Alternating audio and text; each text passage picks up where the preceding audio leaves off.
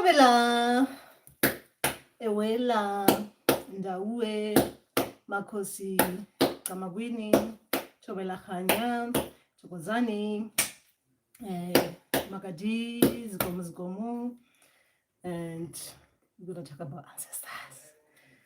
Our ancestors, and first we're going to ask the questions first. Identity. What makes you who you are? Who are you, or what are you? Why are you here? What are you here for? Identity, finding ourselves. Now, first I'm going to answer questions. 98. Okay, almost said my date of birth. All right, I'm going to answer questions from my community tab. That is what today's topic is all about. All right, I'm going to answer these two questions first.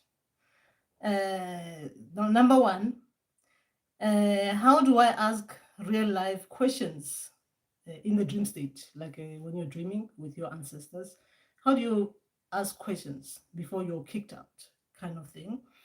And the other one is this one. This is from Albakwi. All right. During dreams, I mostly only get to ask questions at the end when I can feel that I'm about to wake up. Then I end up waking up before being answered. Or I'll be excited that I'm with my ancestors, so I'll be able to ask questions. But then the next thing, I can feel that I'm about to wake up without getting to ask. All right. This is like where you are. Remember that when you're dreaming, let's greet someone there. Ezekiel Tobela.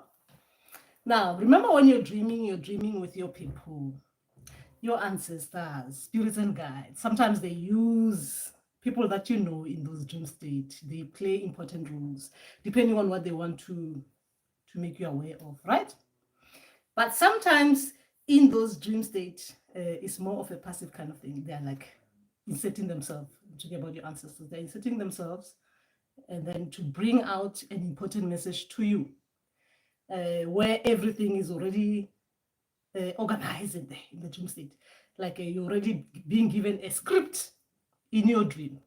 This is what we want the message to be, or we want to instruct our child with this information when they come out of the dream. This is what we want them to think about or to reflect on, right? That is your dream. But sometimes they want you to be aware as well that they are communicating with you. So they want you to actually be talking back to them as if, I mean, this is real life kind of thing. This is like you consciously being aware that you're talking to them. You're lucid dreaming, but you know that you're talking to an ancestor. It's no longer like just a dream where it's just passive, but you are given the chance to ask important questions or to get to know even their names or to get to make them aware that you know that you are aware of what is actually happening around you. So the dream is lucid, isn't it? You are actively involved in your own script, right? But remember that as a healer in training, this is part of the thing. You should be able to get to the stage where you are able to actively be involved in the dream with the message that you want, what you want to get out of that dream. Let's say, for instance, right? Let's say, for instance, you become aware of a fear that you have in real life, in the dream state, right? You're fearful of something in the dream state, and your ancestors are working with you to correct that bit, to make you be aware that this thing that you're fearful of, it should not be making you feel like this because it's affecting you badly in real life, right? Now, they want you to correct it in the dream state. The first dream they will give you is that they will show you a fear and how you are acting as in real life, how that fear is affecting you, right?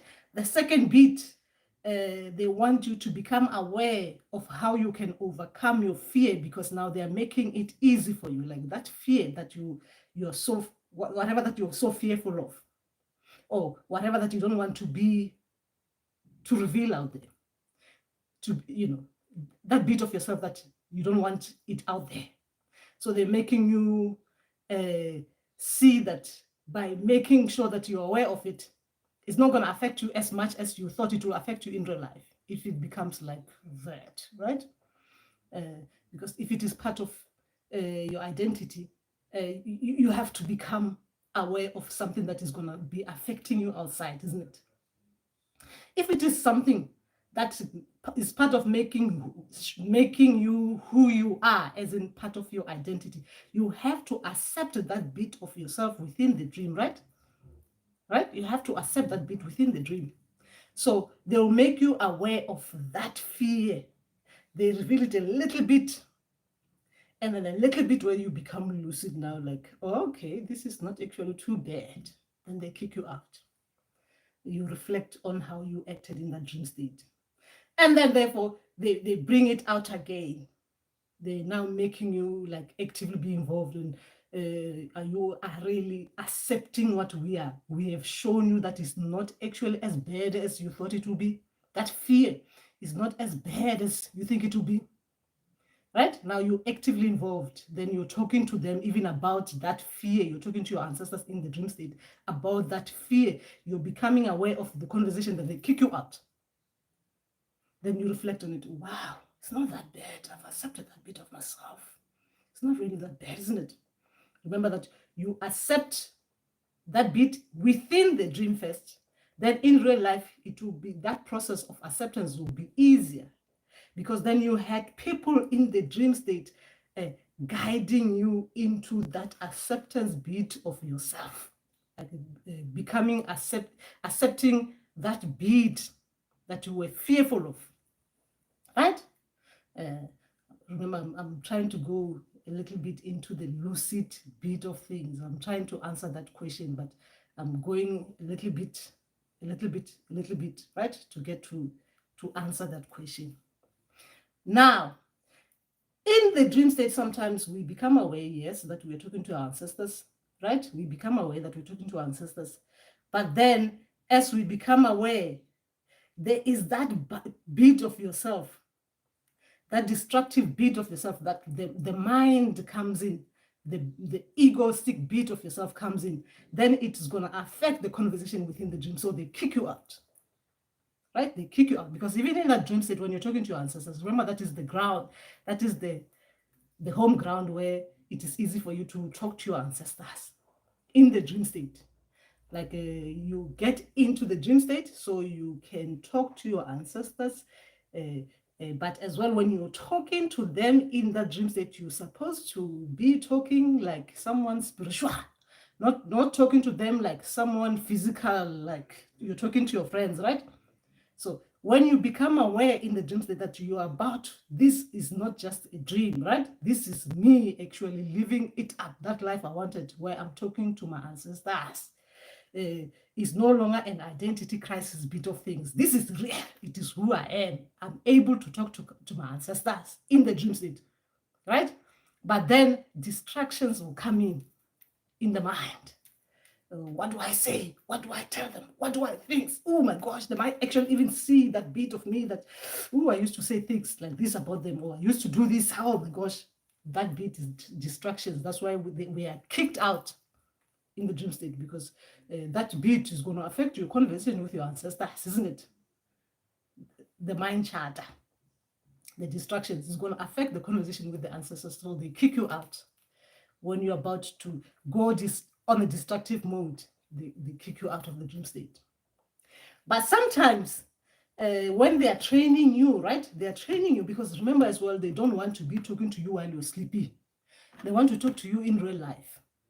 So what happens is that when you're talking to them in that dream state, or when you are about to, when you consciously remember that you are becoming yourself, meaning that you're consciously aware that you can ask important questions, you can talk to them about the things you always wanted to talk to them And these are the ancestors you always have been partying outside, talking to them, but now you are with them, you want to ask them questions, right? So when they are training you now, at that moment of your awareness, they will kick you out. And when they're kicking you out, they're not kicking you out just because of it is the last bit of your dream, right? They kick you out so you come out of the dream. No, they're kicking you out because they want to train you to communicate with them where you are actually talking like real life with them. You're not dreaming. You are awake like this, like me, like this, like as I am. You're now like if you do your hands things, you do your hands things, right? And then you talk to your ancestors. You can ask them real life questions, not sleeping but awake. So training will be when you become aware in the dream state that you're communicating with your ancestors, you're kicked out so that you can call them. You can call them, because remember, when they kick you out of the dream, it's different. That kicking out of the dream state, that is you the dream where it ends, you will see that this was not like you wanting to come out of the dream. It was as if they kicked you out of the dream state to real life. So meaning that they kicked you out because they are saying, we are here, we want to communicate with you. But then you have to practice now calling them, practice now listening to the cues that they're giving you so you can communicate with them where you hear them. Hearing is different for people. So hearing them could be hearing them as in memory, where you're asking them questions, then they give you a memory that they want you to trace, real life memory. You're asking your ancestors, why was that dream like that? Then they give you the memory. It comes in a memory format, like or as an image format, or as a video format, like, or as in you remember a particular dream related to the dream that you just had in the dream state. An old dream related to what you just had as you're being kicked out, right? So you're talking to them, right? Remember that they kicked you out of the dream. I'm answering the question about where you are about to ask your ancestors question in the dream state, and then they kick you out. Because remember that they want to train you to communicate with them in real life, not when you're sleepy. Now, how you hear them is different for different people. Sometimes during the practice, during the training, remember it is a trial and error. Ancestors did not always get it right. It is a trial and error. So they practice with you, they practice on how it is, what is easy for you. The way that I talk to my ancestors is not going to be the same for you and your ancestors, because it depends on what is easy for you individually and your ancestors, right? So their training with you can be like they can train you as in you're practicing communicating with them in memory format. They are bringing an image, they are bringing an old dream, they are bringing something in your conscious awakening state. You're asking them a question, then they answer you as in image format or in memory format, or as in now you hear them. Hearing, where the way that you're listening to me here on the live session, your ancestors as well. You're talking to them, you hear their voices, they're talking to you, but sometimes now it can be different for others. The hearing voices is good because that one you don't doubt yourself. You know you're hearing. It is a female. It is a male. These are ancestors. Even the energy around you is different, right? It's different. But now, when they are still training you, it can be that the way that you hear your ancestors is not gonna be like Mogolo Makhosi Makhulu Tloholo's hearing of ancestors. Yours is gonna be like that inner voice that is like in alignment with your thinking. Now, your ancestors, they are so attached to you, they make you think what they're trying to answer you. But then it becomes, is it my thinking, or is it someone else is saying something to me? They want me to think a particular way. And that one can be difficult at the beginning. But remember, here we are talking about when ancestors are training you so that they don't wait, or you don't wait for them in the dream state. You only call them whenever, at whatever time you want to call them, then they can be there. You can hear them. Let's greet you. Gosh, my eyes. The eyes. The eyes will always disappoint you. The eyes will disappoint you. The eyes will show the bit of you that is lacking. You. I. All right. Let's greet you there. Tobela Musa. Tobela. What did Musa say? Okay. What are the signs that you are a leader in family?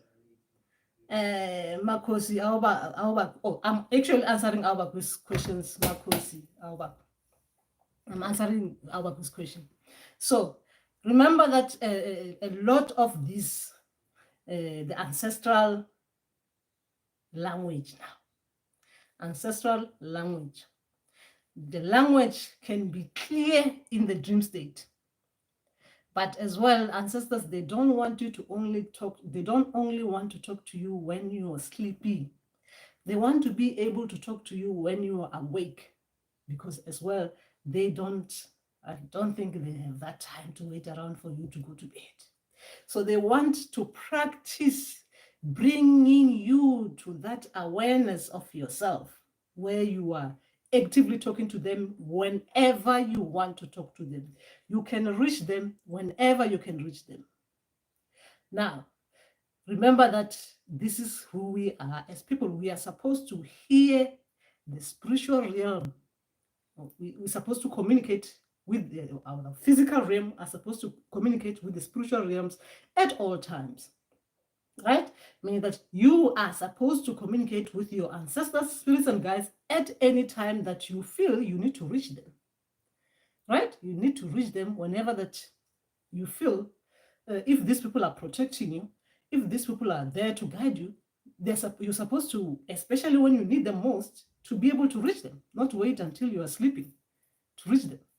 And as well, even themselves, they want to be able to reach you when they can see that you need them, even though you're not asking them to come to you. You're not packing and asking them to come to you, but they want to be able to come to your rescue as well, when they can see that, hey, our child now needs us to boost them in a different way, their confidence, whatever that they're struggling with, they will come to you, right? So they want to be able to align nicely with you.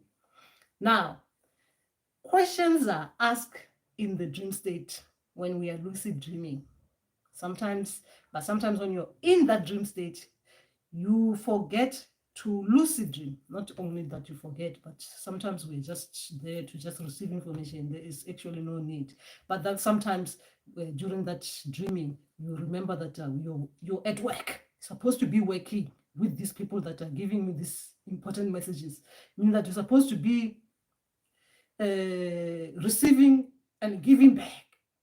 Receiving and giving back, as in feedback. You're saying this, and I think you should say it like that. You should be arguing with your ancestors in the dream state like real life. Remember, I'm just saying arguing because obviously, right? You know. But you're supposed to making things clear in the dream state.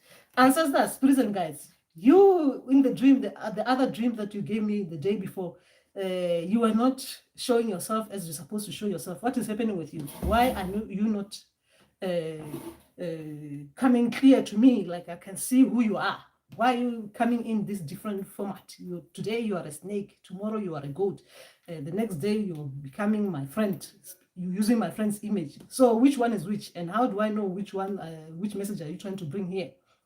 That is you communicating with ancestors so that you understand why they use certain metaphors, why they use certain images, why they use different codes in those dream states. Because you're supposed to ask, today you are like this, but how come, in the dream state? So they can reply to you. So you don't have to wake out of the dream state.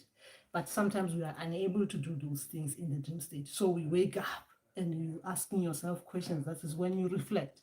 Why was I dreaming like that? Why was I with that person? Especially that one. Why were we doing the things that we're doing? Especially that one. Right? So you want to find out. Now that is when you're reflecting. And ancestors, they are training you. They are training you to come out of the dream state to talk to them in real life. So they kick you out. And when they kick you out, obviously, because that kicking out is gonna be like, it's gonna make you upset, isn't it? It's like okay, when I'm saying upset, I mean like you're gonna be like, I was about to, why I was taken out of the dream, and now I'm awake, I can't even go back to sleep, and this dream is affecting me like this. I'm still thinking about it, or I'm still thinking I could have just said this, I could have just maybe you are about to say my name is, and then you kick me out. What is happening here? I have to wait another night for you to tell me my name is this. Because what they're saying is that we are here now, we want to train with you. Ancestors as well want to train with you so that they can say, can you hear us? You can tell them, I cannot hear you. Then they repeat, can you hear us now? What about if we do it like this? You say, I can't hear you still. Even what you're saying, whether you're saying, can I increase the volume or not? I can't hear anything. So the ancestors can see that, all right, we are having a problem here with our person, our child. We cannot hear each other. We are saying things, and she or he is saying things out there. We are hearing them, but they're not hearing us. Then what is stopping us? What is this thing that is stopping us from reaching each other? So that's when the trial and error will begin. We are starting with this. The ancestors will be doing things, making noises, playing drums. You hear things. You think, did I hear? They are doing some codes. They are saying 1, 2, 3. Ancestors are there in the spiritual realm. You're there in the physical realm. You're awake, isn't it? You're trying to hear them. They are saying, can you hear us? Can you hear us? You're not hearing. They do the thing like you can't hear, but you think you heard. But because you're in doubt, you are like, it cannot be what I think it is. Am I actually hearing things? Or my mind is playing tricks. Obviously, I haven't been sleeping well as well. My mind is playing tricks on me. I'm talking about when ancestors are doing the trial and errors. And then they're making you, they touch you somehow, spiritually touch you. Like you kind of feel like, did I get touched or did I feel something? It's like I felt something. Then they switch the things, the light in the room. Because as well, like I'm saying, it is a trial and error. They're trying to work with you to see if you can see with your eyes. They're trying to work with your eyes, right? If you can see. Now, they are trying as well to work with your ears. If you can hear, they are trying to work with their memory. If you can memorize things, they shoot in the dream, then they can see that you're thinking, oh, I remember that particular dream. Or they bring an image to you, because now it's a vision, isn't it? They see that, okay, you can see in this way. Then the communication will be towards what? What they think is heightened for you. If you hear, then they start communicating with you as in hearing. Now, if you see, they start talking to you as in see. They take you into the trance where you you are awake, right? You are awake. The trance where it goes like it's the meditative one, right? You shut, things get dark in the house, like it gets dark, and then they take you into this light. So they take you in there, so you can you can see them now. Your ancestors now, they come out. It is not physical, it's spiritual. It's not physical, this is spiritual. There's no physical there where you're saying, I was with my ancestors in the room. Ancestors cannot be in the room. But they trance you with the vision one. And then they put you in the place that they want you to be in with them. The setting that is going to be good for you and them. So they take you in there and they communicate with you better in that way. Right? It's different kind of trancing as well. But we remember that we are taking you from the lucid dream to communicating with your ancestors. Now, I hope we have answered you a little bit there, meaning that you got something from there. But just keep on practicing. When they kick you out of the dream, call them, because it means that they're saying we are here. We prefer to talk to you like in real life than talking to you in the dream state. All right. Okay. Where were we? We'll talk about the leader later. Tshwarelo, makosi, tshwarelo.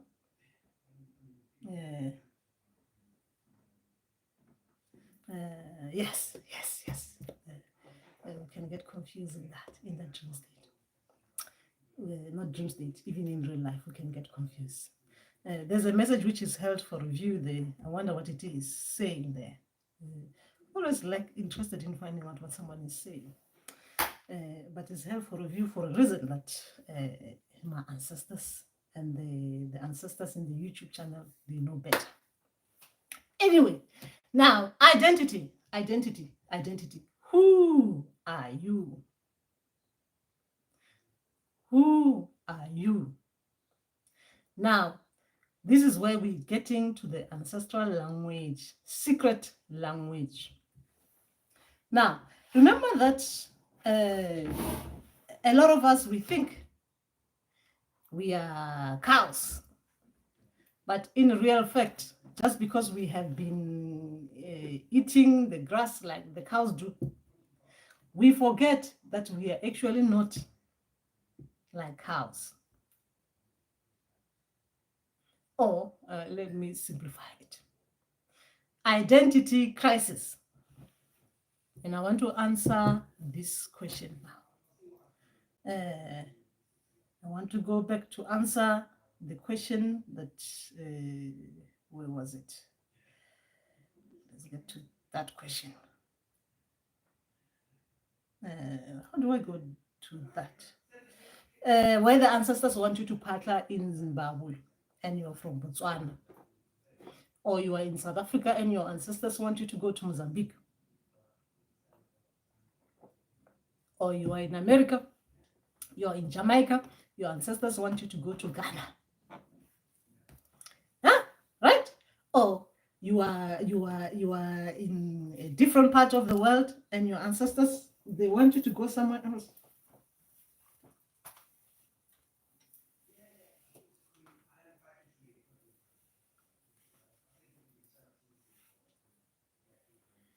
Your ancestors want you to go somewhere else. You're wondering why. Identity crisis. Excuse me. An identity crisis is when you can't tell what is actually happening with you, when you don't know who you are. A lot of us have been born in the zoos, have grown up in zoos, and we start now accepting that the zoo is our natural habitat.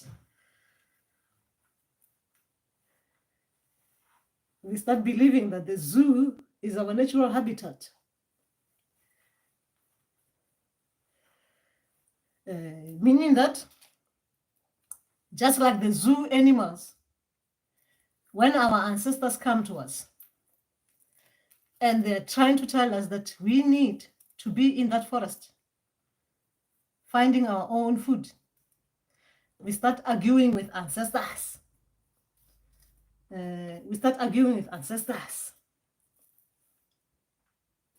How is the hairstyle? Is it how I want it to be? I think not. We start arguing with ancestors. We start telling them that we are not we're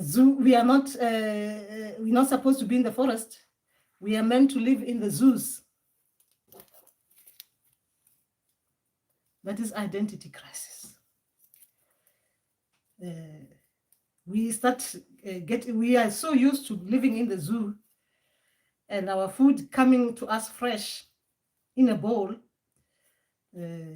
As animals, we don't know how we're supposed to get that food, like animals are supposed to do. Remember, I'm being metaphorical here, meaning that as animals in the zoo, that is not where we were, even though we were born in that zoo, that is not our home, right? We are not supposed to live in those sheltered environment. We are not supposed to be in enclosures. We are supposed to be roaming around in the bushes, in the forest, just like animals are supposed to do. Even with our ancestors, it's the same like that. We are supposed to be hearing them, talking to them, properly hearing them. That is how we are supposed to. It is our natural thing, as it is what it is. It is about who we are, is our identity. If you don't hear your ancestors, then that bit of yourself is lost. So we're trying to find it. But being in that zoo too long, we can get used to even the people who are feeding us the food, right? We start getting used to them. We think they are saving us, because if they can give us the food in the morning, at lunchtime, in the evening, and they give us the food as they're supposed to be given to us, the way we believe it is, how it is supposed to be, fresh meat. We are animals, we are eating other animals' meat, but we don't even know how it was, how that animal was even got to become that fresh meat in the bowl thrown to us. We have lost that bit of ourselves, of having to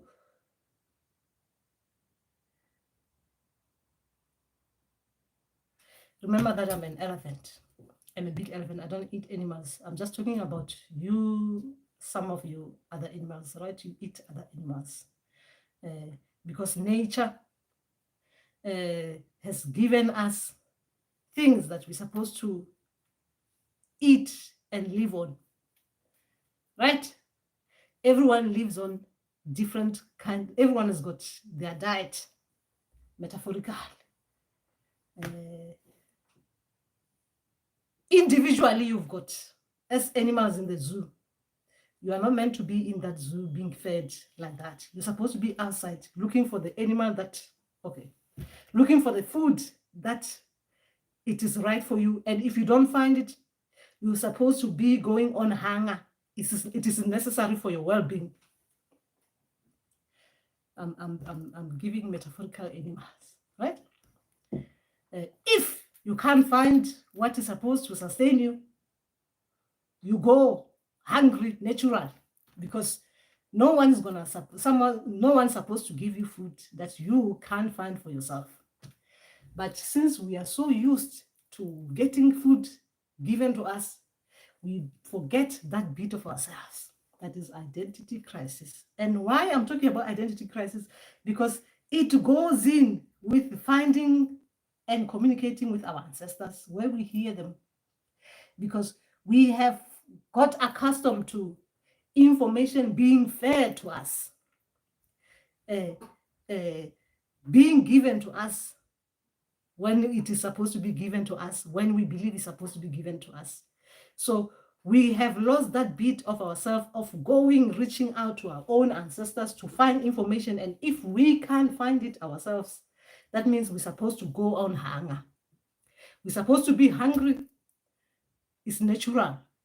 Hungry, because information is not supposed to be given like that. As human beings, our ancestors are supposed to get information to us directly, but that if we are not hearing them, we're supposed to be hungry enough to get it from our ancestors, not from anyone else's ancestors.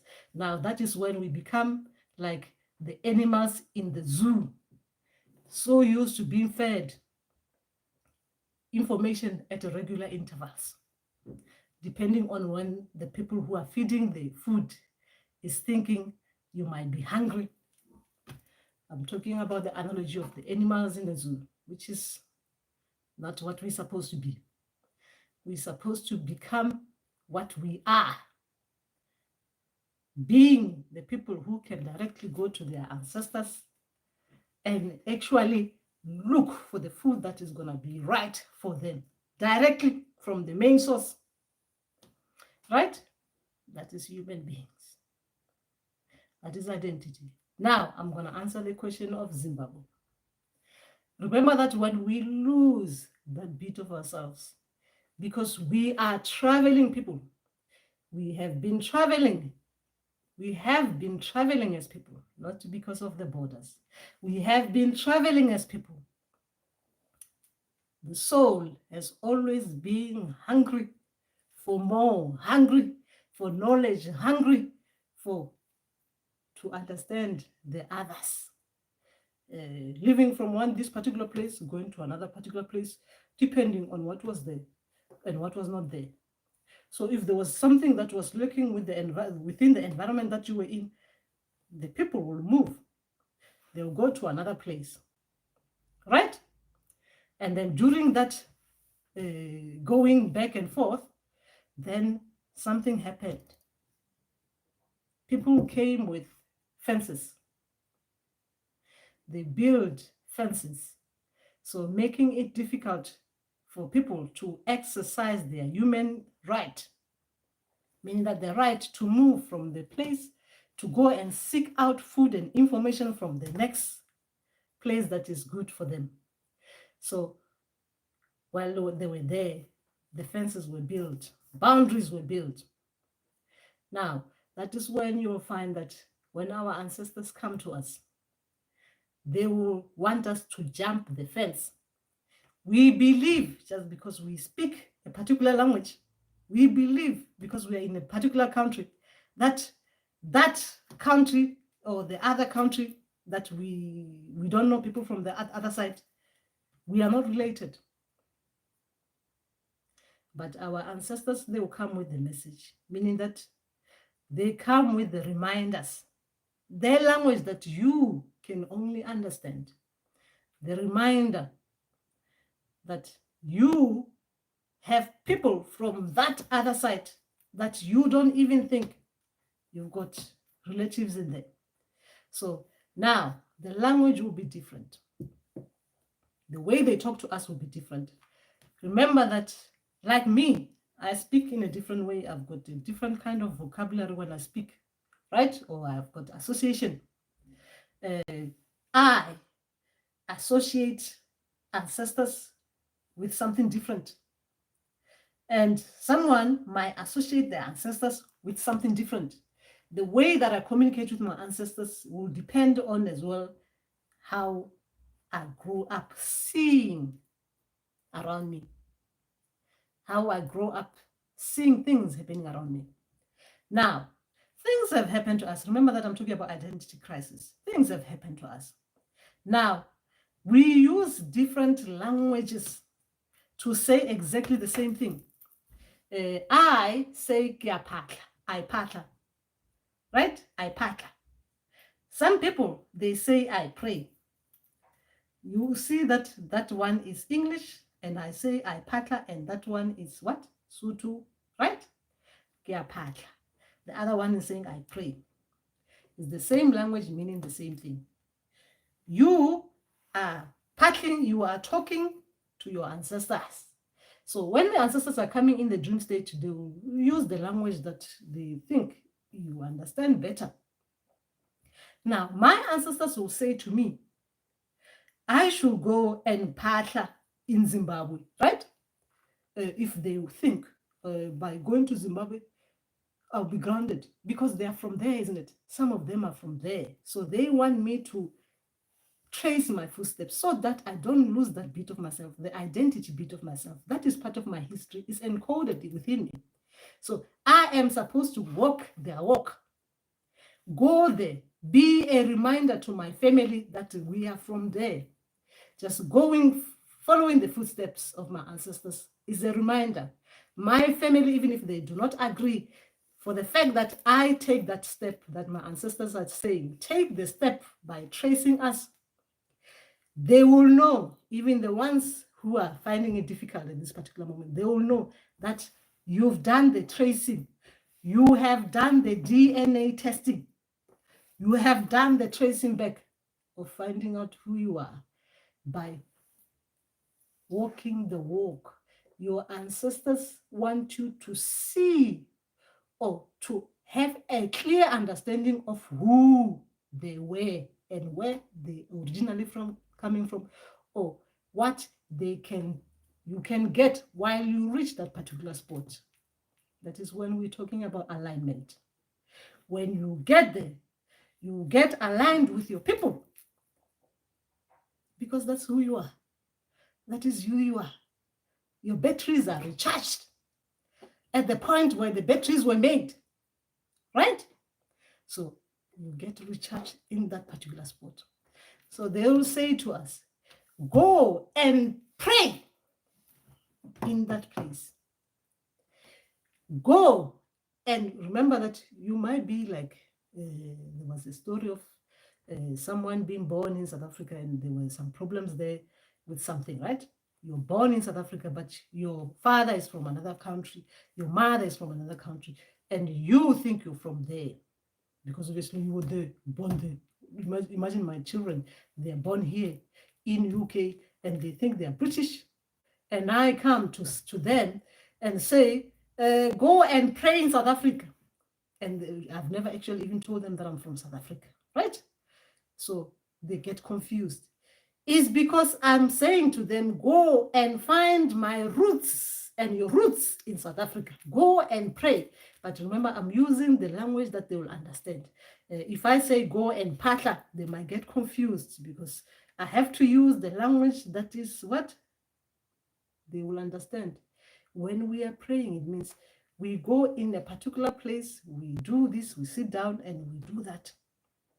We go and pray. But it is not just praying. You're not just going there to patla or pray. There's a lot of things that are happening to you spiritually by going to that particular spot where your ancestors want you to go. Right? It is not about just walking, taking your passport, crossing the border, going to that particular area, and then kneeling down and praying, and going back home and think that is just that.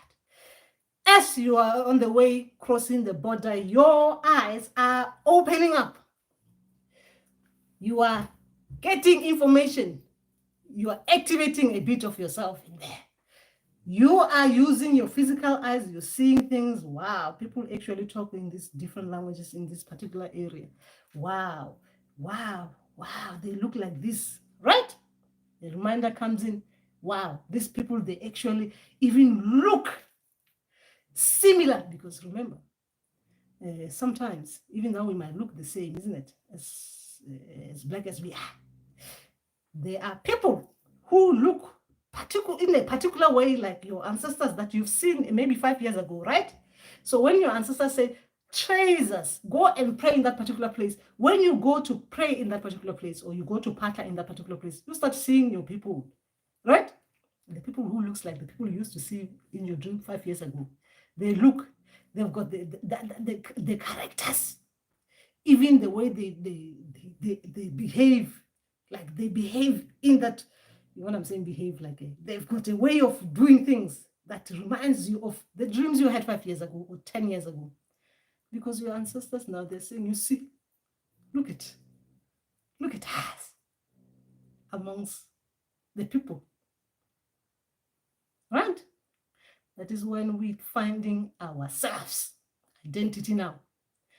Who you are, your ancestors are revealing them in the dream state, but it comes in as it is a language that is between you and your ancestors. Now, some of us ancestors will use countries. Now we're talking secret language of us between an individual person and the ancestors. The secret language between an individual person and the ancestors. Now, this is not where we are becoming sheep.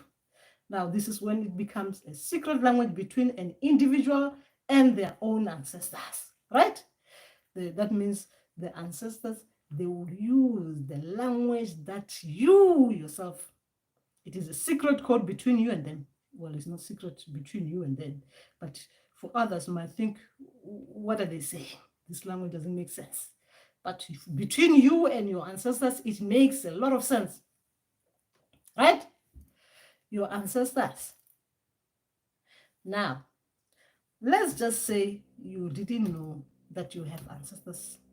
Like I'm answering this question about this person in Botswana with ancestors in Zimbabwe.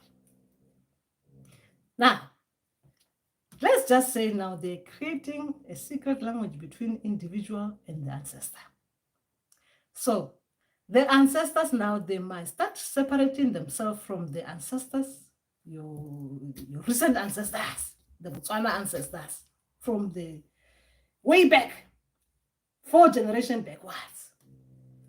Now, when they want you to understand the kind of ancestors who are giving you the message at this particular moment in time in your spiritual path, and the information that is coming with the said ancestors, they will use what? Now, you've got what? Botswana, which is your present state, your Botswana ancestors. This is your generation, the generation of your ancestors, like the first generation that you know of, that you're aware of your ancestors. Now, remember that is the ones that's close to you, the living. Now, they want to separate themselves from the other ones. Now, they're saying the Botswana and the Zimbabwean are coming. Now, that means the message is coming from what? The ancestors who are recent, or the ancestors who were like way back, information from way back. Now, they will say Botswana and the Zimbabwean. Because how else are they going to separate? You're black. How can they separate themselves? So sometimes they use the language that you understand between you and them. Botswana, the Zimbabwe, the Zulu, Basotho, Batsonga, the Ndebelés, the Tsongas, Mashonas, right? Then they go. Bakalanga, Bakongo, Chichewa, they will be saying that in the dream state.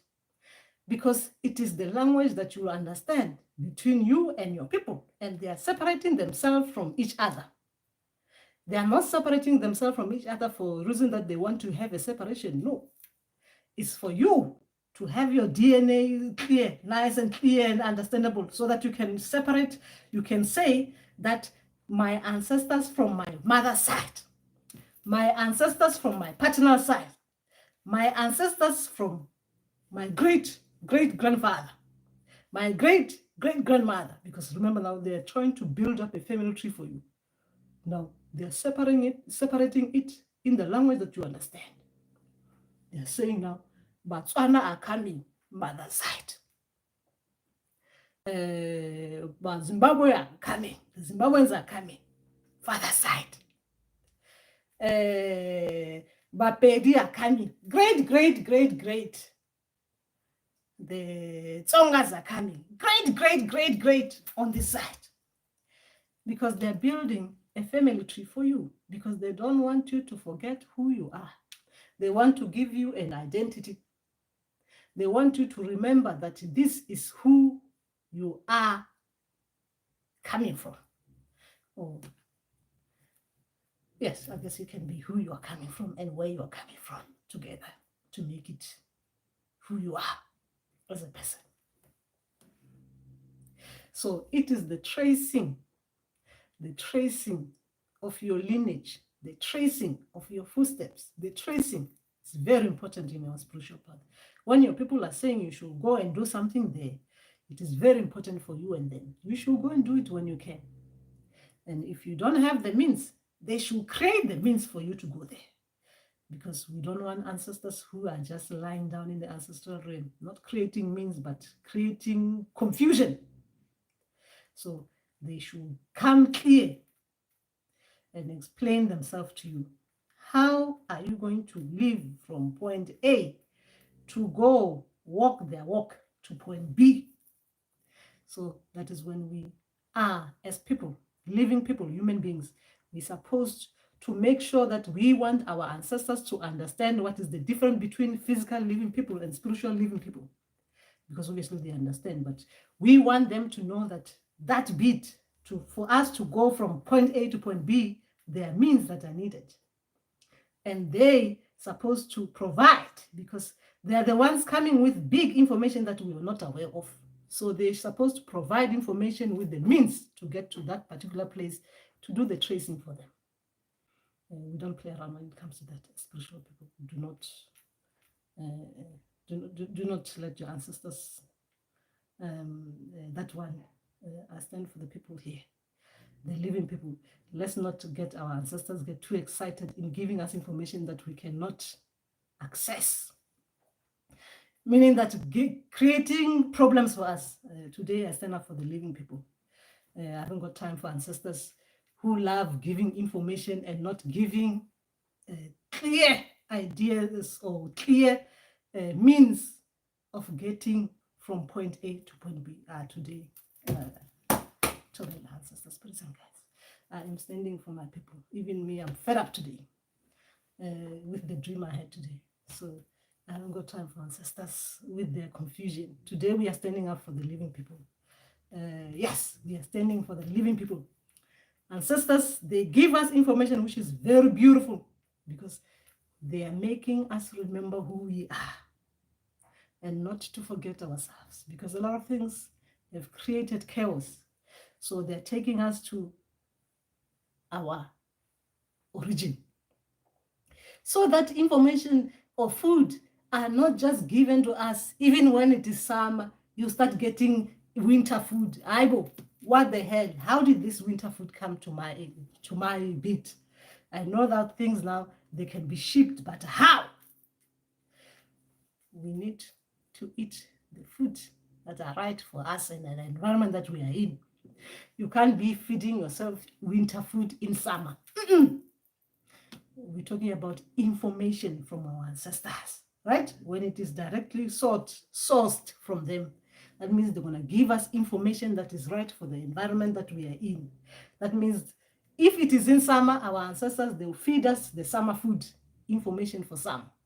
If it is winter, our ancestors, they will feed us information for winter, meaning that the information that will serve us right, the information that will serve us good, meaning that we'll be able to deal with things that are happening to us at that particular moment in time, not things that are not there, right? That is today, we're talking about identity, that bit. All right, let's greet you and see, because you guys have got a lot of information there that you want to share. Okay, we'll answer Musa later. Because this is a different thing. The leader in the family is a big thing, right? Leader of the pack. The leader of the pack.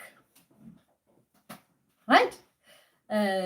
You cannot be a leader of the pack if you cannot deal with the things that the leaders deal with. If you are a leader of the pack, that means you have to be up front, isn't it? You have to be ahead. And if there's something that is gonna, that means you have to be in the front. You're gonna be fighting the fight of others.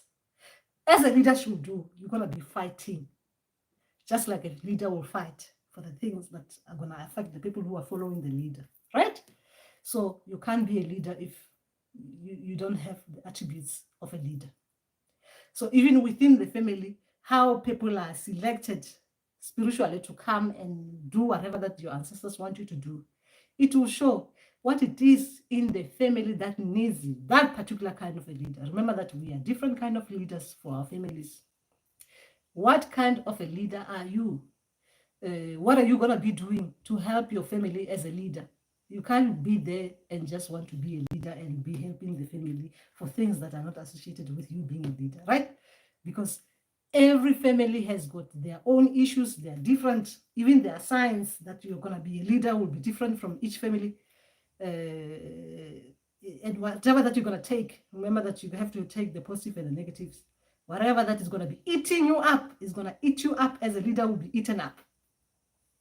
I'm not talking about as in physically being eaten up. I'm talking about metaphorically. The adversities that you'll be going through as a leader will go through for that particular kind of family with whatever leadership you're going to be putting out there. So it's different for different people. So that is a different one. Now, let's greet people. Okay, we're talking to Wakanda Forever, that is Ghost. And then we talk, oh, okay, that actually makes sense because they would later on answer me as in thinking or seeing it, which I used to struggle differentiating, but now I'm getting better at it. Great, great, that is beautiful. And Kamagwini is Paul Kamagwini. Daue Tepeng, Daue, and Lebohang Tobela, and Hopeful Tobela. And okay, I sent to another link a subject of real question. I'm struggling with dreams of snakes or shapes. Okay, I think that you did say that. Many colors and sizes mostly end up wrapping around, entering me through legs or mouth. I wanted to answer that on its own. Hopeful. I wanted to answer your question on its own because that one is you're talking about something big here. It's different. It's different, and I want my people to guide me on this one. I will answer your question separate from this. Okay, okay, that is the snake. The snake dreams I initially used to run as I hate snakes, then I will fight, but now I almost recognize some familiarity, so I clap and to go as respect, then it is the wrapping around, entering bit, etc. Yes, we'll talk about the entering bit, the snake entering bit, and the snake coming out of mouth bit. I need my ancestors, spirits and guide to advise me on that. Is an important one, that one. All of these are important, but what I mean is a separate kind of big things there. I need my people to advise me on that, meaning that I need to answer that question using Mandawi spirits and answering the question using my ancestors, because they're two different spirits and ancestors, so it needs to be answered in that way. Very important question, because I have done the dream question before, and I did a live session with the snake dreams things.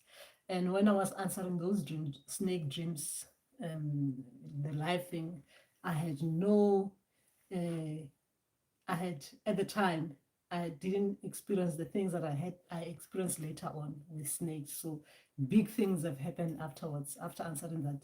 So I need to be able to answer this nicely. Okay, you're saying thank you. Yes, to those. Yeah, we'll answer it beautifully. That one is a big one. What you're talking about? Very, very big. Very big. Very big. Anyway, so how are you guys getting on in your spiritual path? And what else are we not talking about here that we should be talking about? Yes, we're talking about that.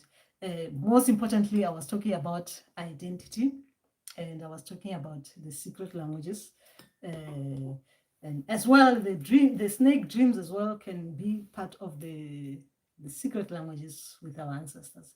But the snakes is so huge. We'll go into the snake bit again, very, very much so again, as in now, because the snake ones, when I answered it as in when it was coming, as in the metaphorical bit of things and the association bit of things, as in that answering that snake dream. I didn't answer it in that deep kind of the deep. It is that deep level. I've learned a lot of snake since I've been on this spiritual path, which is too deep even for me to process. Okay, and now with the Zunzas, it's another thing as well. Yes, it's another thing as well. So we'll attack it on its own. And identity we were talking about, and we're talking about knowing thyself, knowing ourselves in those dream states, knowing ourselves outside the dream state, knowing ourselves as in when we know ourselves, it's very easy. It's very easy to do things and to succeed in life. It's very difficult to succeed in life if you are not strong, as in strong as in who you are. And actually, recently I had um, a dream which was related to the identity bit of things, which was more to do with how a lot of a lot of us have lost that bit of ourselves, as in who we are, because certain things have happened where we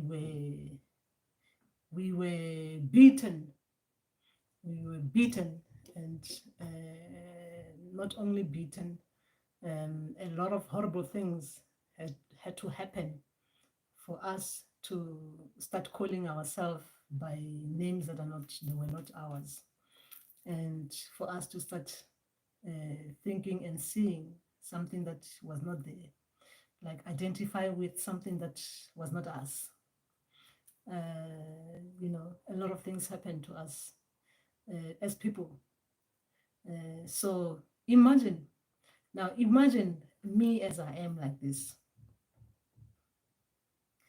As I am like this. Remember that I am Mogoluma Kozema Kulutokulu. My ancestors have made me aware of that bit of myself. That is who I am. Whereas before I became Mogoluma Kozema Kulutokulu, I was Mahidi, right? Because that is what my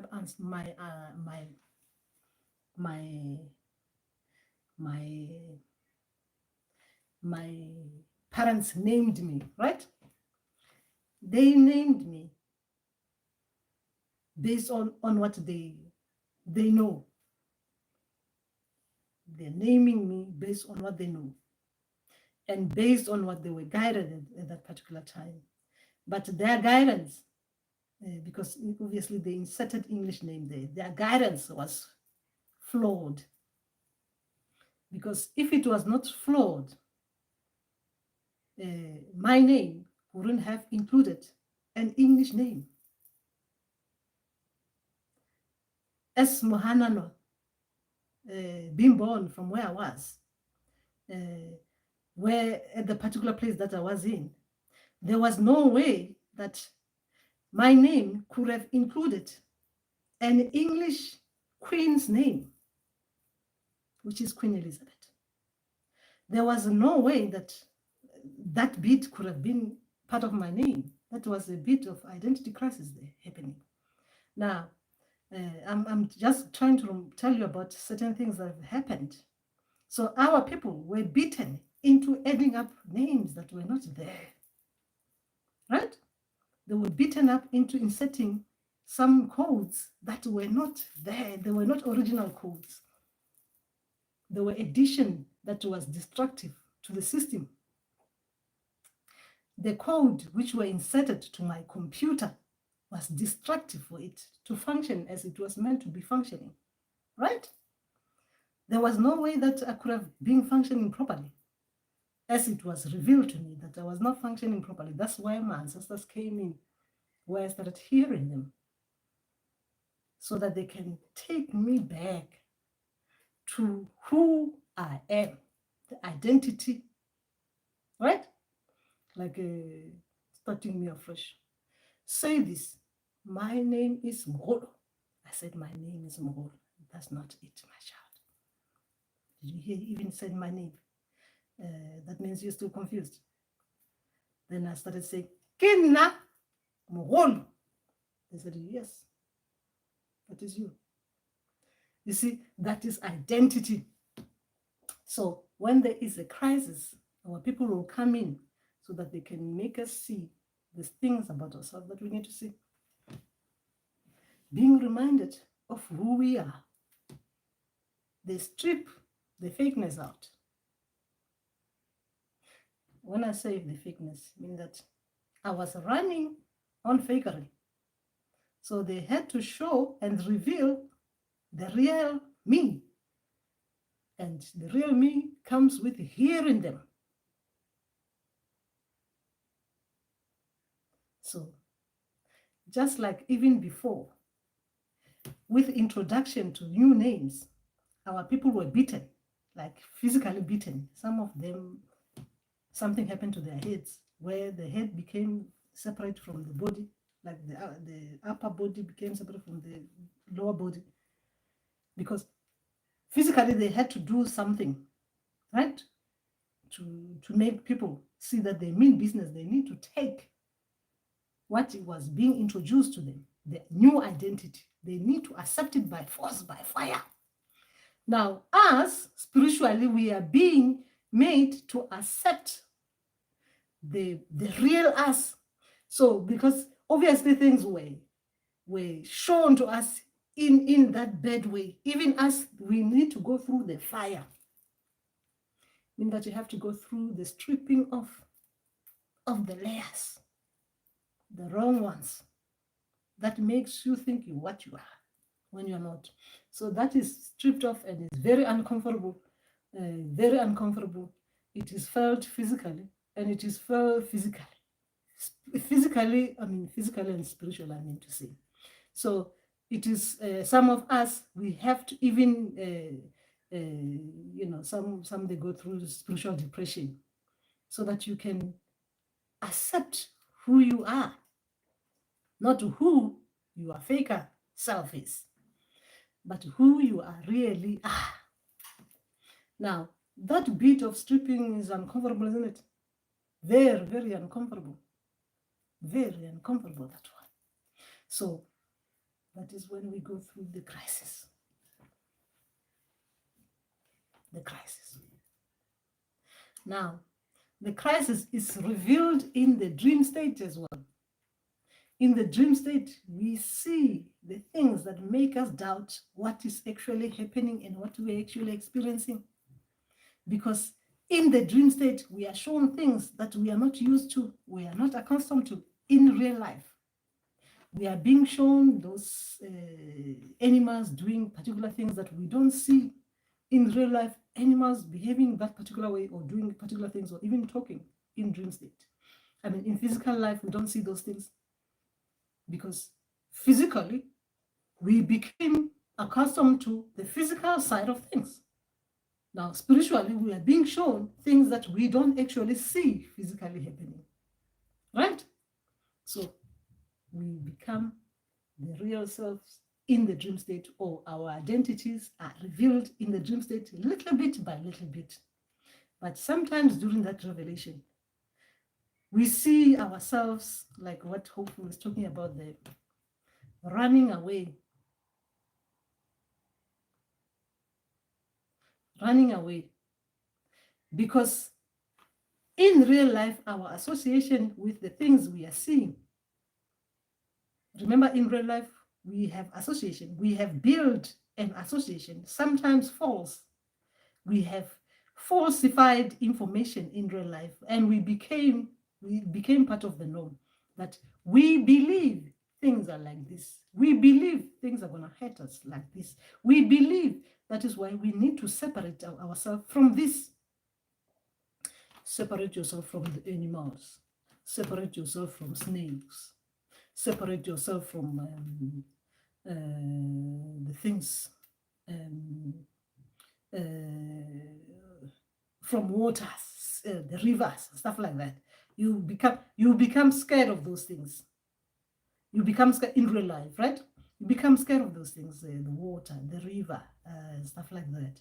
Because deep within that fear, there is the truth. Right? Deep within that fear, there's the truth. So to get to that truth, you're going to be running a lot. Like really, really running. Running. Because somewhere, the back of your head, you're becoming aware that there is the truth in what you're seeing. So you become fearful of it. So you start doing the running around in the dream state. You're running away from snakes. You're running away from dogs. You're running away from people. You're running away from waters. You're running away from plants. You're actually running away from things that will help you see your real self. You're running away from things that will lead you to your identity. Right? Meaning that identity means that you finding yourself. The truth of who you are is going to come from the direction of a snake. It's going to come from the direction of the dog. It's going to come from the direction of another person in the dream state. It's going to come from the direction of the plant. It's going to come from the direction of the water. That is the truth, right? But to get to that truth,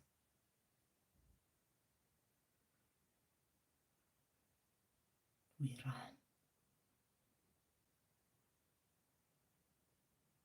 The truth will chase you as well. Because it can't understand, or he or she can't understand why you're running away from it. Because to be free, you need to actually understand the truth. Right? I, as the truth, want to make you identify yourself. Why are you running from me? I'm sorry, hopeful. You're going to have to find the truth. Right? The truth will chase you until you stop and listen to it and acknowledge it. Accept. Right? Accept. And once you accept that bit, we're talking to you now. Tobelambuya. Yes, once you accept that bit, we're talking to you now. We're talking to the real you. Right? Then, which is beautiful. Then we're talking about identity.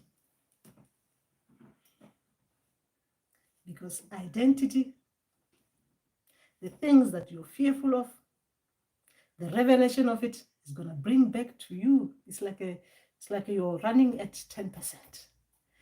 As that revelation comes in, become clear, like whatever that is chasing you, become clear that this is something that you should not be ashamed of, you should not be afraid of, you should not be like worried about. It is part of who you are. Why are you running? 10% is increased. You become 20% of yourself, your real self. You see yourself, you're no longer running in those dream states. Now, as you're becoming, other things are starting revealing. You start identify yourself as who your real self is. Another 10% is increased as you become 100% yourself. That is, you no longer have the crisis. And as well, that is when we're going to talk about the history. The history now, we're going back to the history. Because history will guide us as well. History is very important in the spiritual path. History is very important, and as well, sometimes we saying, why do I want to know what happened in the past? Why do I have to know about these things? I'm moved on. I'm living on the now, the presence. I'm living now in present moment. I don't want to know about the history. I don't want to know about the future. I want to enjoy the moment, right? I want to enjoy the moment.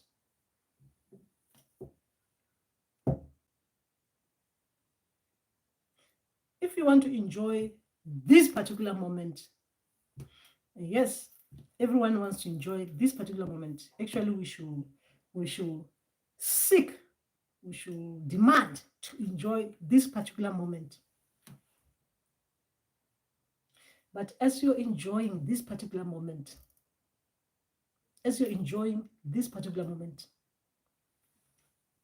swimming in that orgasmic nature of it, enjoying the moment. Now, what you need to understand as well, because remember now we're talking history, what you need to remember now is that the enjoyment of that particular moment, is it gonna bring out good things? Because you're gonna enjoy, they're gonna be tomorrow, isn't it? So what is gonna happen tomorrow the fruit of what has happened, what the enjoyment of what you're watering your plant today, is it going to bring something good for tomorrow or not? Now remember that I want to talk about history and the now. You can enjoy this, but if you don't revisit, you don't go back to find out who you are, where you're coming from, history, what makes you who you are.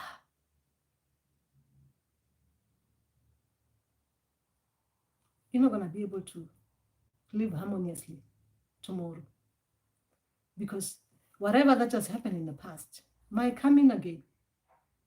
Remember that even now, you've seen it now, even with what we are doing now, right? We eat. Sometimes they say don't throw away food. Recycle, right? You're recycling, right? You're recycling what you've used. You're recycling it to use it again. Is helping us for our environment, isn't it? Recycling. You don't throw away the bottles. You reuse it for this, or you don't throw away things on there because it's going to affect a lot of things. People are going to be affected, right? So recycling. You're recycling something to be reused. So if you don't go back to your history,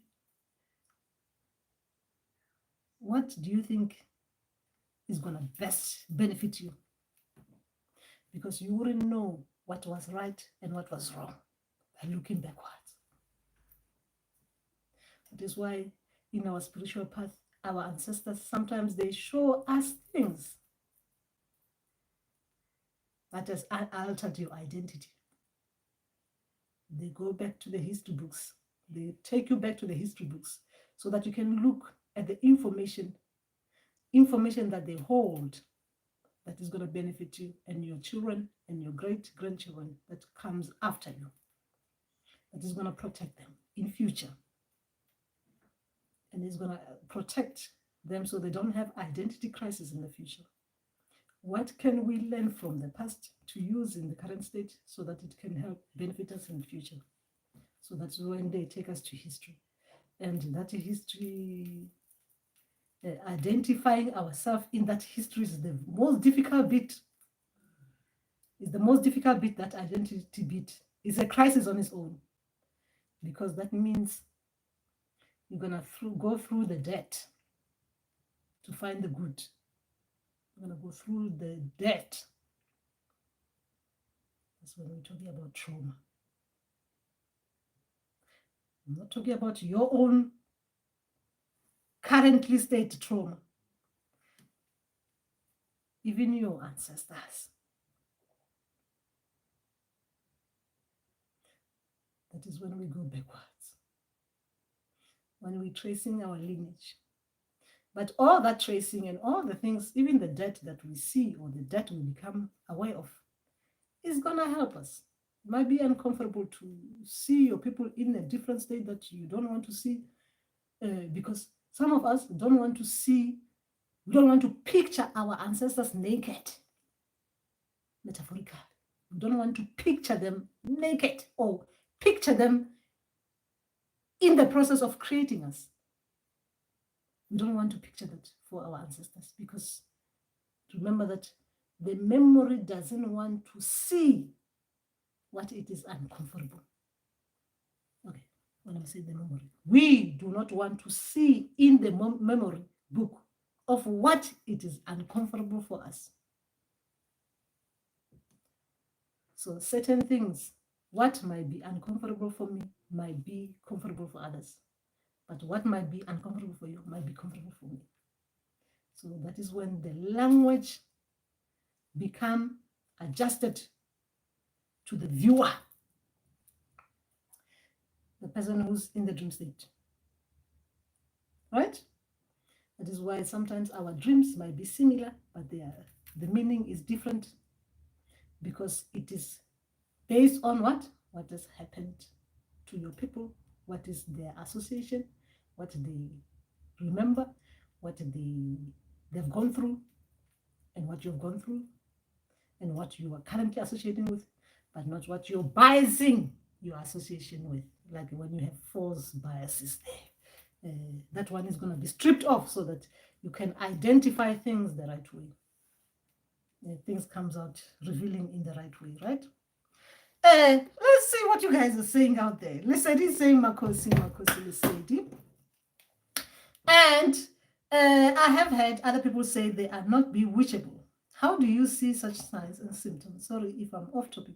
No, you're not off topic. You're in the right place. Something is saying, Makosi, how do you crack or open the spiritual code? Your people should be able to go through with you with that one, because it's very important for different people. Remember that your ancestors' code is not going to be the same as my code, because as well, your ancestors' code is supposed to be benefiting you, isn't it? My ancestors' code, spiritual code, is supposed to be benefiting me as well. So imagine you using my code to access the information that my ancestors they want me to bring out there to my people and their people. You see now, a lot of things are going to be lost, isn't it? Unless if you have been given access to that code, it's different, right? So your ancestors will work with you and the code that you understand, meaning that your spiritual code might come as in, like when you have a passcode or passpin, like a password or passcode, like as it come in like 123, or some they come in as MA or MOGOLO when you're opening your phone, right? You use the code that you don't want others to be able to use to open your phone, isn't it? So you try to make it secretive, and then you use it with the people close to you that you know that they should be able to access, isn't it? So is our ancestral spiritual code. But some code are commonalities. Some spiritual code are commonalities. Like, for example, like I can come and talk about spiritual code. If my ancestors, they think this spiritual code, it will help with other people's ancestors who are using the same similar code. So that instead of, while you're still trying to work with your ancestors, where you hear them, you understand them properly. So your ancestors, they seek help from others. Therefore, they send you to someone so that the person can teach you about the spiritual code of ancestors. Right? So it's for our benefit. They do it like that. Now, let's talk about the witchcraft. Whew, that is a topic that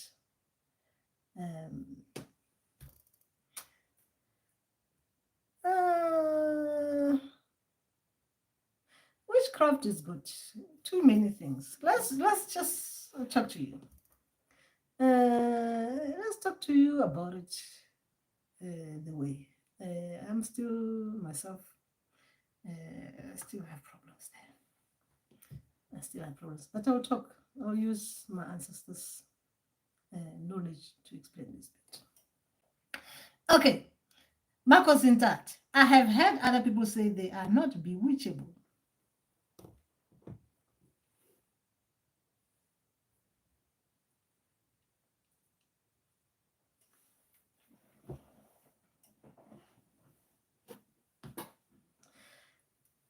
Listen, can you explain to me what you mean by bewitch? Or anyone is watching here, can you please tell me what you think? If someone do witchcraft on you, what does it mean to you? So I can use your association to explain this one. Because my association of witchcraft is based on colonization. That one is witchcraft for me. I don't see any other witchcraft. That is my witchcraft. That is what is based on. That bit was witchcraft for me. There's no other witchcraft that I think of. My ancestors, they try to explain in their own way the witchcraft bit.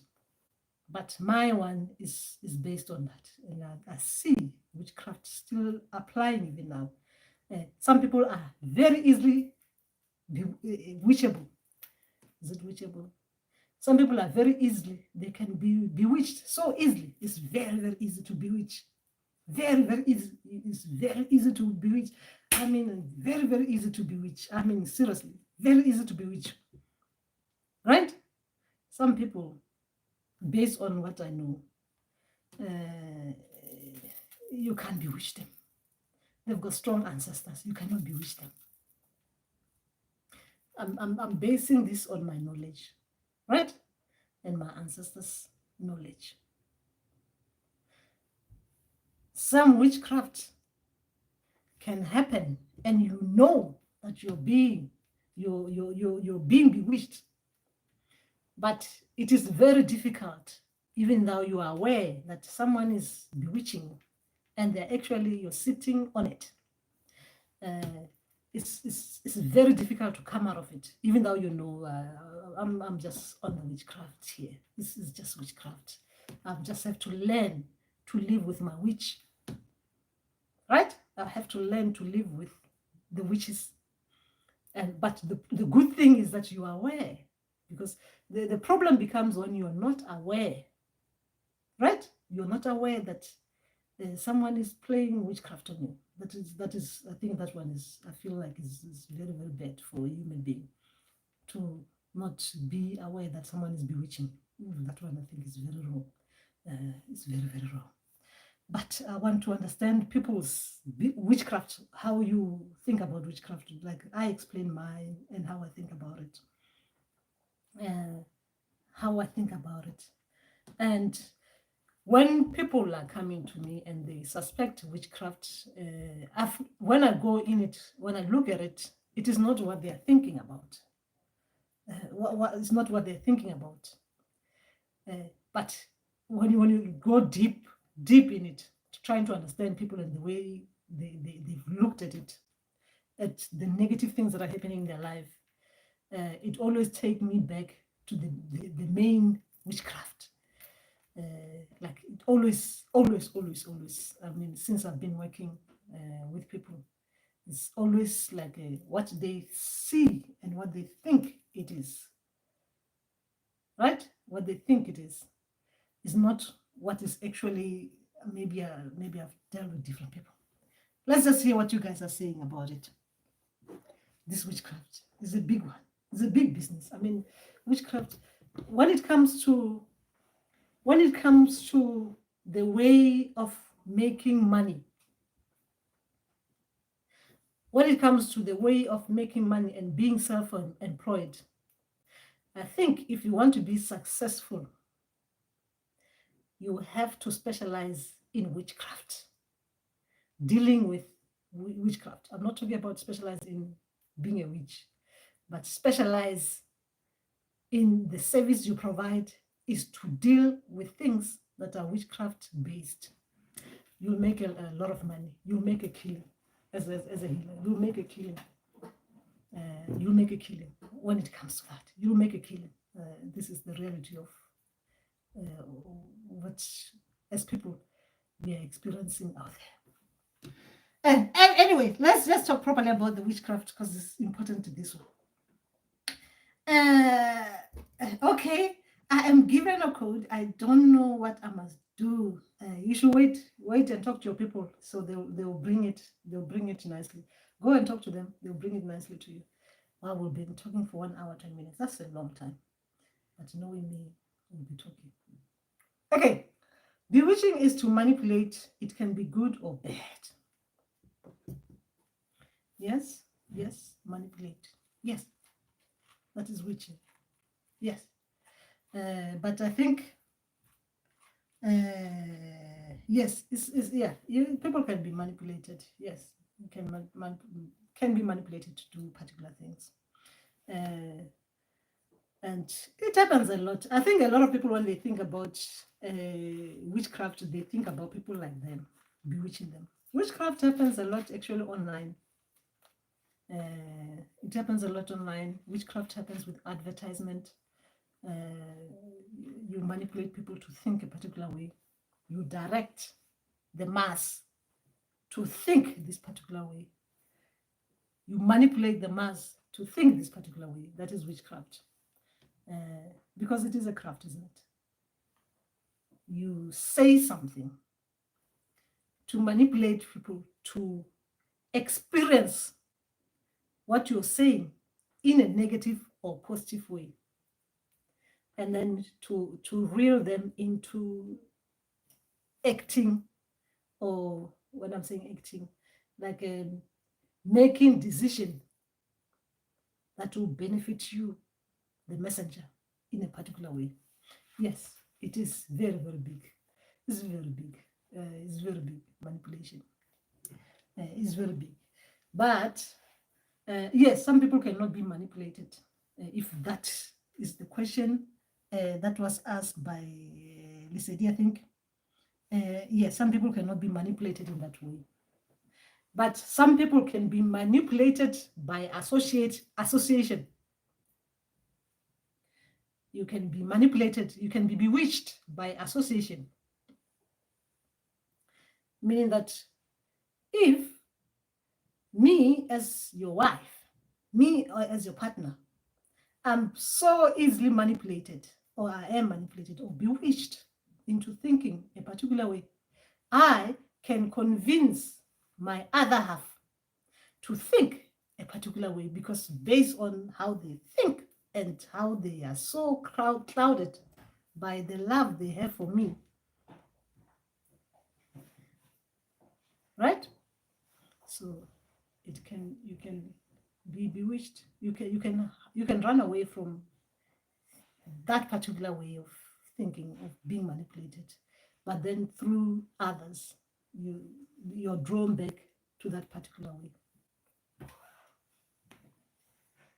right? Is a big problem. It's a big problem. But when you have your ancestors, your spirits, and your guides, it should be easy for you to not think that in that particular way that is damaging for you and your mental well-being.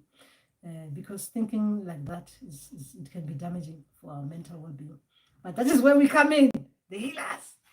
That's where we come in.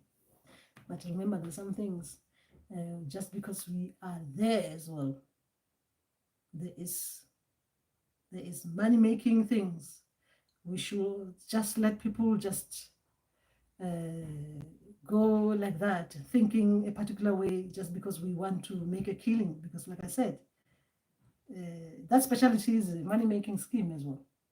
So we should not be clouded as well by profiteering and let our people go through that kind of suffering, like as well, thinking someone is on their ass. Oh, I didn't say anything. Someone is on their back doing things that are not there, being bewitched, right? We should not. But the good thing is our ancestors, spirits, and guides will get us to be open-minded, will get us to our antennas to be on the right wavelength and to hear them properly. The frequencies to be running smoothly, isn't it? The getting information in, getting information out, getting information in, getting information out, to be running smoothly, right? And during that getting information out, getting information in and getting information out, there is no, what they call it, the witchcraft, what they call it, the computers get those things, what they call them, where the system is affected by the viruses. That is the witchcraft coming in, seeping in, right, into our system, where it make it difficult to hear the ancestors and for us to connect nicely with our ancestors, right? So we should get rid of that. But sometimes our system can be too open. Even when the viruses are there, we calling up to them, please come, please come, please come. Do something, meaning that we introduce even the USB things, cable from others, things that can bring viruses from outside, we put it on our system, right? We let people use our computers. They go into their email goes into other things, and other things goes into other things, and people start sending us things that are not even good for us. So the system is crowded with clutter, too much clutter, right? So we should protect our things, protect our system, the computer that we are using with our ancestors. It should be protected. Anyway, I think we've done what we were meant to do today. Our ancestors have allowed us to just meet at this particular moment in time to talk about that, right?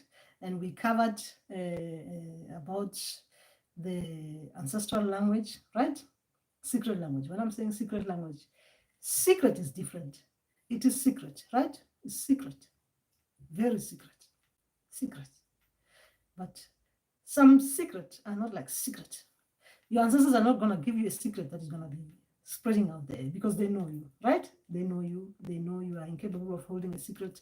So if they are saying something to you is a secret, is that they know as well that even though they're saying it to you, you're still going to say it out there, like what mine will do when they're saying a secret. They know that I'm going to want to come and talk about secret, right? There are some things they will give me, there are some things they won't give me because they should know our limit, right? They should know our limit. Like they're just saying it's secret because obviously they know that I get excited when they say secret, right? Wow, it's secret. Oh my gosh, I've got information that is secretive. But it is not like secret, right? It means that it can be shared. I am talking about now I'm using my own ancestors and how they communicate with me and how I come here and talk to you about things that I say secret language of ancestors. Because my ancestors, knowing how they know me, they can't give me information that I'm going to blab out there. That means even them, they're failing. If they give me something that is not going to be held by this power bank, it's going to be shared with others. I'm going to want others to come and get their energy from the power bank, right? So they're not going to do that.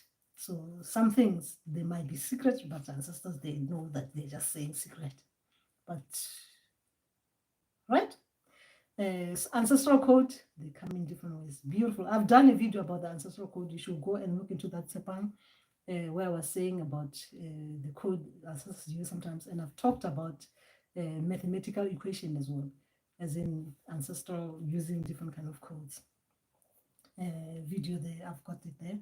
And as well, remember that yes, I can be found on holu.com. I do consultation privately on my thing, so you can book it there. And as well, I do mentoring. I love mentoring. Ooh, I love that. I do that as well. And yes, and I run as well. I run what they call it, spiritual retreat here in Scotland, and I run spiritual retreat when I get time in South Africa, in Limpopo, in my home in Limpopo, and I run here in Scotland, in my home in Scotland. So we have those things. So you can choose to do consultation, you can choose to do mentoring, you can choose to do spiritual retreat. Just go and have fun and be in alignment with nature, your ancestors, in peace, right? You can have that. And as well, what do I do? Yes, so otherwise we'll talk again in these live sessions, and bring your questions so that I can concentrate on your questions. Put them on the community tab where I said, please, if there's something that is bothering you, put it down there. I'll cover it. And as well, I'll cover the snake bit. I'll have my ancestors advising me on that one, guiding me on that one, so I can come and talk about it directly, ancestral things. And the snake I'm talking about, snakes dream, snakes dreams, right? When snakes are being used in different ways, and snakes being used as in very deep spiritual meaning, not only as metaphors, but like a proper spiritual deep meaning. So we'll talk about that. And yes, and then If not, yes, because as well I want to go. I want to go and do my thing. I want to go and do. Gosh, I really do want to go on a isolation kind of bit. I feel like I need it, so I would love to go on that. And anyway, as for a black horse in a dream, does a color have a significance? Yes, a color does have a significance. It depends. It depends. It depends on what your association first, and it depends as well as the metaphor in the dream, especially with that particular animal. As well, it will depend as well as when I'm saying symbolism, when I'm talking about metaphor, symbolism. Why the horse? Why black? Right? Because ancestors can bring a lot of different things with colors. They can bring the deep meaning of the color, not the color as the black as a lot of people. Okay, well, association, meaning that some people they associate black with false biases, meaning that you have a negative connotation or whether a positive connotation with black. Now, sometimes black is used as in the rightful meaning of what your ancestors want to bring out to you, meaning that it is not false, it is the real meaning of the color. The other one was your biases, the other one was the real meaning of it. But remember that sometimes with your biases, they might use your biases to bring out the information which is based on your bias, because it is for your good, the information that they want to bring out there. It will help you at that particular time. Like, let's just give an example with me. I'm not using the horse. I'm not using the animal now. I'm just using black.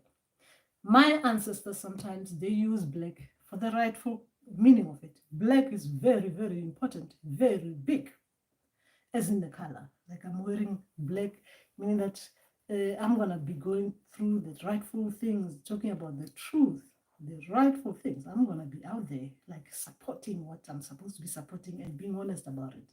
That is black. It gives a strong, it gives you that you're gonna be like talking about things with that kind of integrity kind of way, like you're not going to lie about things, you're going to be honest about things, and you're going to be justifiable, as in whatever you're saying it is can be found like it's right, it's truth, right? That is black, as in wearing black. But sometimes my biases, my negative connotation that has happened because of my association with what have been taught, right? What I've been taught. This is programming. What I've been programmed to believe, right? Where black can be associated with something like black magic, mourning, black this, black this. This is not truth. This is my bias based on programming, right? Conditioning, negative connotation that comes with it. So my ancestors sometimes, when they want to reveal something that they understand that, or understand that we mean that this is very bad. So they will use my biases, but in the dream as well, you can see that it is based on biases. It's just what they're trying to bring a message, but then they have to bring your biases to bring a message. But as a person now who understands black is very powerful, you know now that when they're showing you black, you have to take your own negative biases or false biases to look at the things that they're giving you, the information that they're giving you, right? So sometimes they might bring you the black color, which is beautiful, beautiful. They might use an animal to bring the color, or to bring the ancestral cloth in that dream.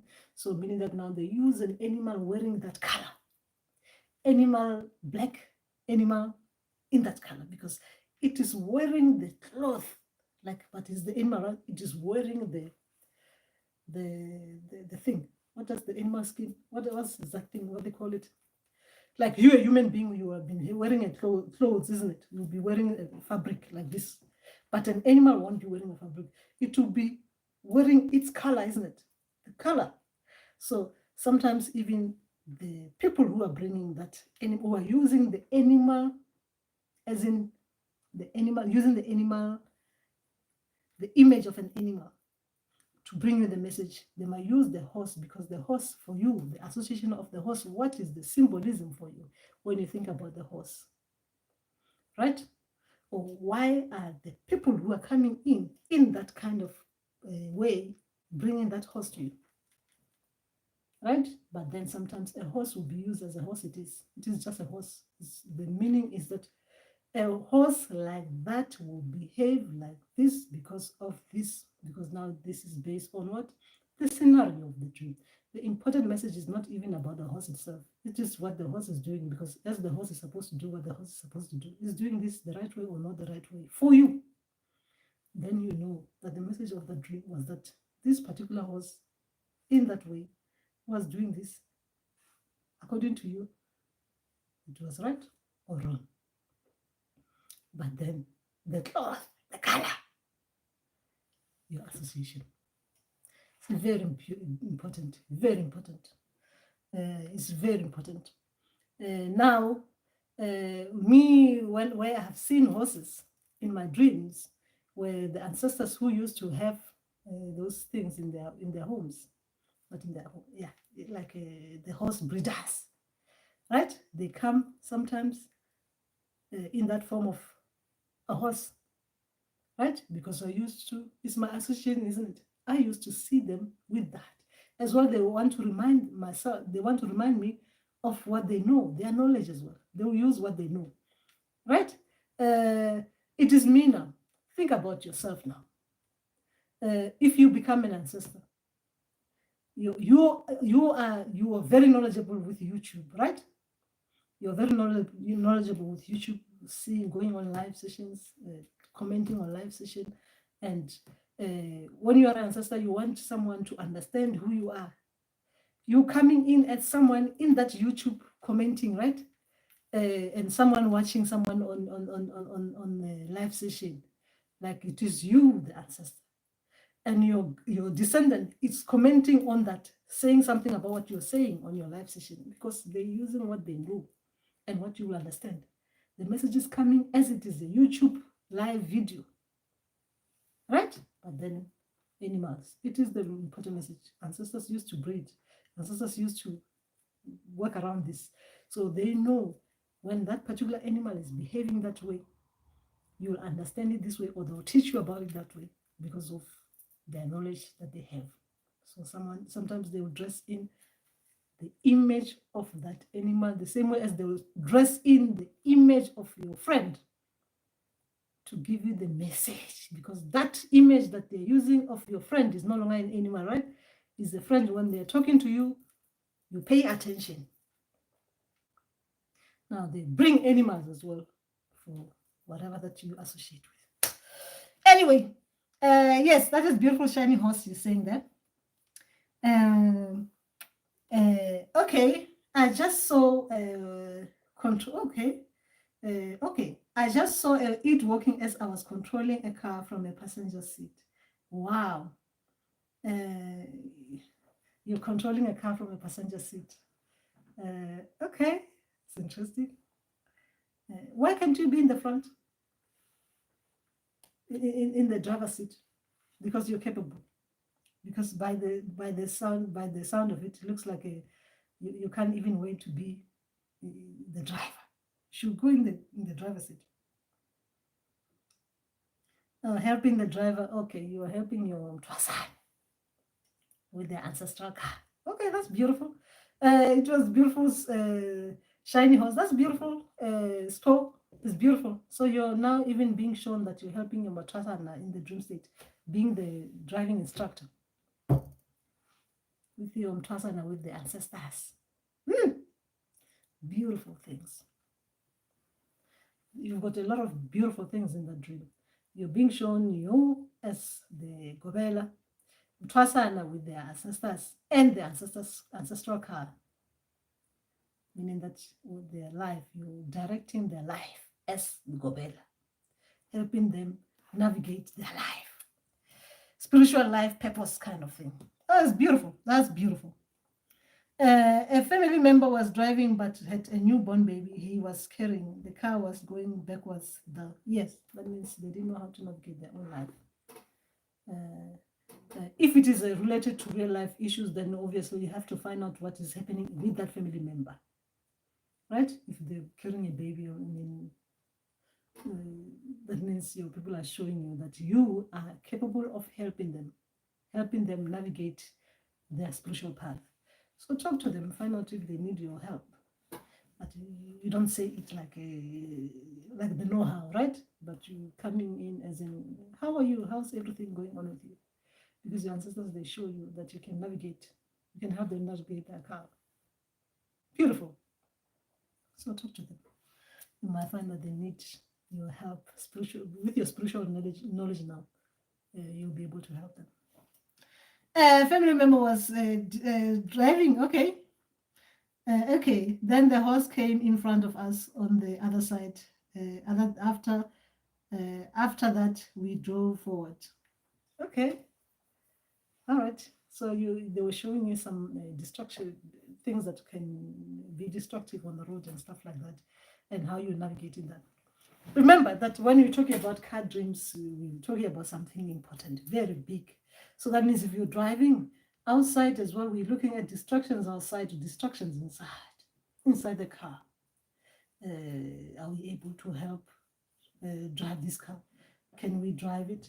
Is the car big for us, or is it the car that we can actually navigate, manage, right? If we are helping others as well, are we able to help them?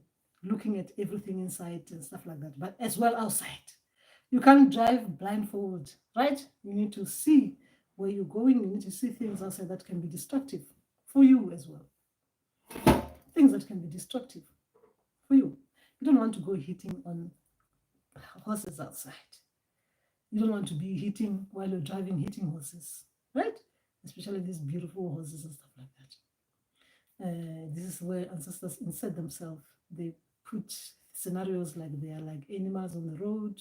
Obviously, they are trying to teach you as well that you need to be able to navigate this the same way as you see how it is like in real life. In real life, when you're driving a car, there might be animals outside. There might be cows. There might be whatever it is that animal in that environment, isn't it? So you need to be on the watch out for those things. So scenario basing means that they will, ancestors, remember that they're creating scenario for you to bring out the message for you. So therefore, they're going to be distractors outside. They're going to insert themselves as trees falling off because it's windy, falling off in the middle of the road while you're driving. So they see how you navigate. If something like that came all of a sudden, now you're going to be turning your car nicely, stop it because you're in control. Or are you going to hit it like have big impact? Or things like that. So they'll work with you like that, teach you things like that when it comes to cars. We are making sure that we are driving the right way on the road. Notice we don't easily get distracted, right? As well, when we are helping others as well, we need to be different eyes inside.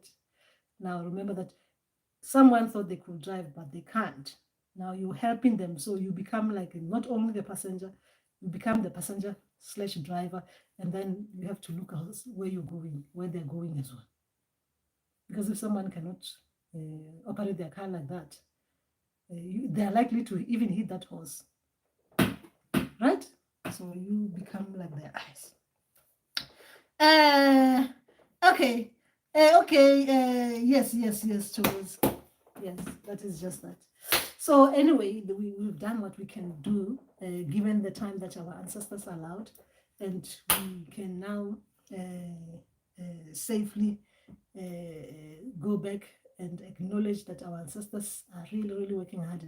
And okay. Okay, there was a big green tree behind us, but managed to steer the car for us not to hit it. Ah, all right, a big tree, green tree. All right, I can't say much about that. We'll see what comes with that, right? With why they brought that for you. It's interesting. It's interesting. So anyway, we hope that you continue talking to your ancestors. Remember, hey, ancestors as well. Sometimes we can actually um, uh, they can make us upset in those dream states, isn't it? Now, here's the message. Ancestors are not coming in our dream state to confuse us. They are not coming there to upset us. They are coming there to make sure that they reveal things in us that we need to see. They come to show us things as well that we need to become aware of, as well them. Like I keep on saying now, and I'm gonna start saying it a lot. Ancestors as well, they've got their flaws, right? They've got their flaws. For you, the living person, they've got their flaws, meaning that they are trying as much as they can to help us, as well as in the process of trying to help us. Sometimes the way they're bringing things might not necessarily be the way that we understand them. That's when I'm saying they've got their flaws. So we need to work with them to understand them as well, because as well as the living people, we've got our flaws, right? You have flaws, right? So if you know you've got flaws, allow your ancestors with their flaws, meet them halfway, right? Meet them halfway so that you can get on the right path. Because remember, it is all about building us. It's building us. They're working hard as well. Remember that ancestors as well, they need to go further up spiritually. They need us, the living people. So you helping them go further up spiritually. That's why sometimes they leave. You see your ancestors, you no longer see them. You start even like, ooh, I'm no longer have ancestors. Like I'm like with other people that I like that. It's like my ancestors who used to be there, no longer there. They need to move spiritually further up. The same way as you need to move spiritually further up. That's why you shed your friends that you don't need, isn't it? That no longer serve you good. You shed the work that no longer serve you good. Because you need to move further up spiritually. You can't be holding on to things that are pulling you backwards. Right? As you're moving further up, your ancestors is what they're moving further up. Imagine together what you're creating with your ancestors. So bear with them, bear with yourself. Right? And I'm talking to myself as well because today I was so uncomfortable with my ancestors. My ancestors today. You, I shame. Ancestors, you shame. Ay, this dream sometimes you think that they are, when you think like you're supposed to be in primary school and your ancestors are still with you in nursery, singing nursery rhymes, and you can actually see, and you really, they're making you sing those nursery rhymes, and you feel that you're supposed to be in primary school, like writing with a pen. And ancestors, they want you to use those things that people use in nursery school. Hey, it can be a confusion there. Hey, yeah. No, and there's no ego. I'm not talking about ego. I'm talking about when in reality you feel like that. I was feeling like that when my ancestors today with the dream. I actually felt like this is nursery school syllabus. I do not want this nursery kind of thing. But what I'm trying to say is that we supposed to bear with them because there's an important thing that they bring to us. And I'm using this so that you see as well how it is like as well. Even when I'm working with them like this, where I'm supposed to feel like I'm flying up there. And ancestors, they say, no, you should not be flying up there. You should be crawling like you're supposed to crawl. First, crawl. Like you were flying for a long time. Come back, start afresh, crawl again. It can be too much of too much destructive in our spiritual path. Anyway, you see me in your dream. Someone is seeing me in their dream. I'm joking, but I'm an elephant. Sometimes, if you're watching my channel a lot, your ancestors, they might see you got covered. They might bring me in the dream as an elephant. Or if your totem is an elephant, they might bring it in your dream state. But as well, if they want to bring a message related to elephants and the elephant's attributes, they'll bring it in your dream, right? So elephant as well has got a strong, important message, right? So it's very, very thing. Or even spirits as well. They can come with spirit animals, right? In your dream state. So you just have to ask them, who are they, what it is that you're seeing, and what it is that is the message of that thing that you're seeing. Excuse me. Gabotse.